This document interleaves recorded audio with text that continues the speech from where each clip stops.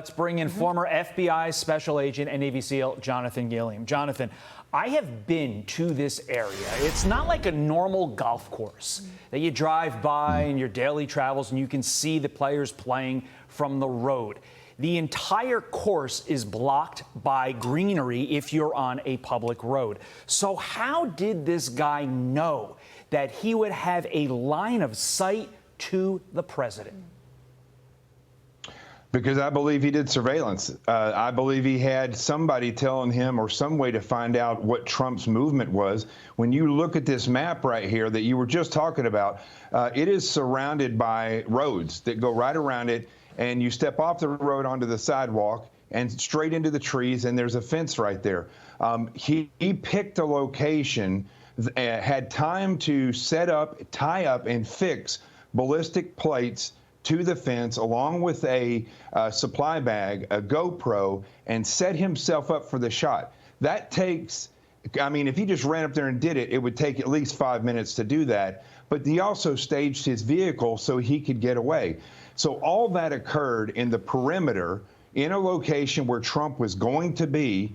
And just like in Pennsylvania, it was not discovered. The perimeter was not secured, and this individual was able to go, simply just get out of his car and walk over there. Now, whether or not he staged it earlier, we don't know, but the reality is he was able to set up a shooter's hide and prepare himself for the shot and let the president get within max effective range of that SKS, which is a Russian AK-47, and he could have, if that Secret Service had not had seen him and the president got a little bit closer, he could have taken the president out yesterday. Yeah, and Jonathan, how do you feel about, what are your thoughts on the suspected gunman? He even spoke to the New York Times recently, and apparently he was on this personal mission to form an army of his own to defend Ukraine, and he even traveled to Kyiv to do just that. And the Washington Post is also reporting that he wrote a book last year, and he alluded to the fact that he supported Donald Trump in one of the elections, but regrets it. And there's even one line in this apparent book. He says, "You are free to assassinate Trump as well as me for that error in judgment." So what are your thoughts on the potential political motivation here behind all of this? You know, I think the left, and I say this with all sincerity, I believe the left is a national security threat to this country. I mean, you look at everything that they do, whether it is destroying the children's minds in the education system with this gender grooming, whether it's killing the southern border and allowing whoever wants to come over and get handouts from the government, propping up and promoting violence against conservatives. Let's just look in the past few years. The congressional baseball game where Scalise was shot, that individual was a leftist, Bernie Sanders supporter, shot a congressman with the same type of rifle, an SKS. I find that strange. You have the shooter in Pennsylvania. We don't know what his politics were because we haven't found anything from the FBI, that we haven't been told anything. He was able to use an AR-15 and get within 130 yards of the president, former president. And then we have this individual using the same type of gun as the individual who shot up the congressional baseball game, gets within 400 yards. So, and all of these individuals, as far as we can tell, at least two of them are far left individuals. Many of the school shooters that have killed numerous children in schools have been transgender, which means they've been confused by the left's grooming policies in schools.